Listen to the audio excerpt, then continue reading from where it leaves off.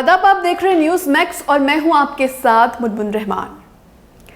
मध्य प्रदेश के मुख्यमंत्री शिवराज सिंह चौहान के 2 दिन पुराने कथित भाषण की ऑडियो वीडियो क्लिप जारी करते हुए प्रमुख विपक्षी दल कांग्रेस ने बुधवार को आरोप लगाया कि कमलनाथ सरकार भाजपा के केंद्रीय नेतृत्व के इशारे पर गिराई गई थी।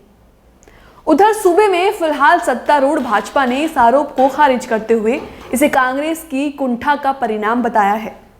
चौहान के इंदौर में दिए भाषण को लेकर कांग्रेस की जारी ऑडियो वीडियो क्लिप की प्रामाणिकता की अभी स्वतंत्र तौर पर पुष्टि नहीं हो सकी है। कांग्रेस के मीडिया विभाग के प्रमुख ने संवाददाता सम्मेलन में कहा, मौजूदा मुख्यमंत्री चौहान इस भाषण में स्वीकार कर रहे हैं कि नरेंद्र मोदी सरकार और भाजपा के केंद्रीय नेतृत्व ने तय किया था कि उन्हें मध्य प्रदेश की कमलनाथ सरकार गिरानी है। सूबे के पूर्व मंत्री ने कहा, चौहान की इस स्वीकारोक्ति के बाद कांग्रेस का यह आरोप साबित हो गया है कि कमलनाथ सरकार गिराने के लिए केंद्र ने जानबूझकर लॉकडाउन की घोषणा देरी से की, जिससे पूरे देश में कोरोना वायरस की महामारी फैल गई। अपराधियों की सरपरस्ती में अपराधियों को पनाह दी जा रही है। जिस प्रकार आज एक ऑडियो भी आया है सामने, उन्होंने षड्यंत्र पूर्वक मध्य प्रदेश की सरकार गिराने के लिए उनके केंद्रीय नेतृत्व और खुद के सम्मिलित होने की बात कही है। यहां से वहां तक सिरे से सब इस जुर्म में शामिल हैं। सत्ता की भूख ने मध्य प्रदेश को बर्बाद और तबाह कर दिया।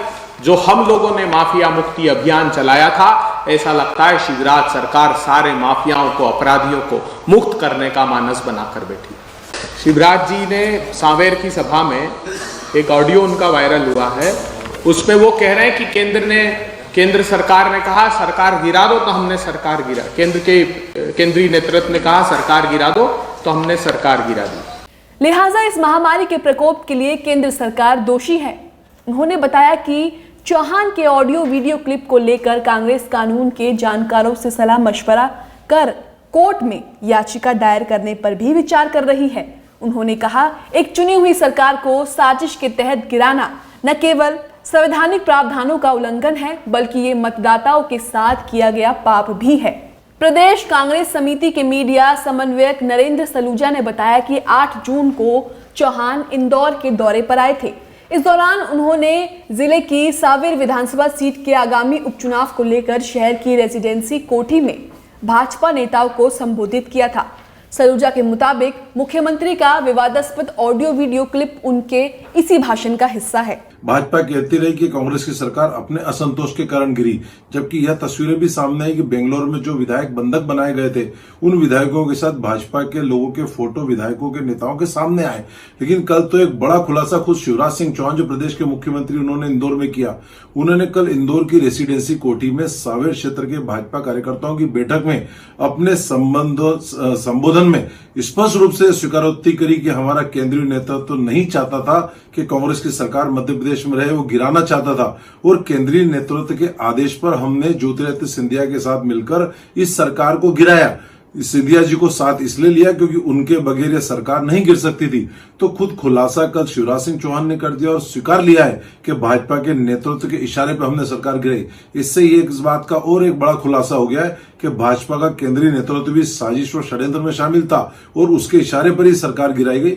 खुद भाजपा के और शिवराज सिंह की स्वीकारोक्ति के बाद स्पष्ट हो गया है कि एक लोकप्रिय सरकार को, जिसको जनादेश प्राप्त था, जिसको पूर्ण बहुमत प्राप्त था, जानबूझकर गिराया गया। इसलिए गिराया गया क्योंकि लगातार वो जनहितैषी काम कर रही थी, प्रदेश की दशा दिशा बदलने में लगी थी। और कांग्रेस की जारी क्लिप में चौहान सिंधिया की सरपरस्ती में तुलसीराम सिलावट समेत कांग्रेस के 22 बागी विधायकों के पारा बदल से कमलनाथ सरकार के पतन की ओर इशारा करते हुए कहते सुनाई पड़ रहे हैं, हम गाड़ी रुकने नहीं देंगे।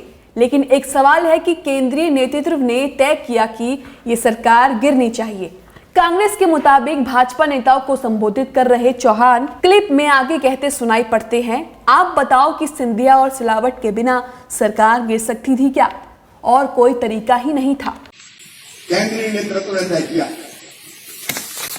कि सरकार गिरनी चाहिए, और आप बताओ ज्योतिरादित्य सिंधिया जी और तुलसी भाई के बिना सरकार गिर सकती थी क्या?